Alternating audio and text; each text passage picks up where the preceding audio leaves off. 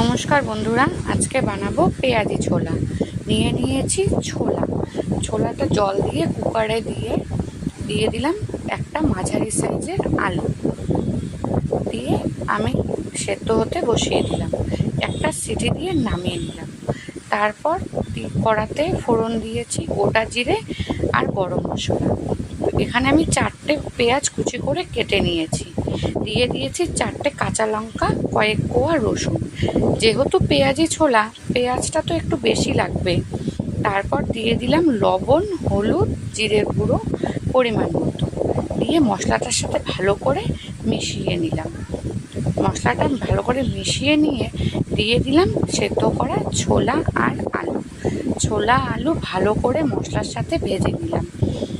মশলাটা ভেজে নিয়ে দিয়ে দিলাম পরিমাণ মতো জল বেশি দেব না, সামান্য একটু জল দেব, যাতে সব কিছু ভালো করে সেদ্ধ হয়ে যায়।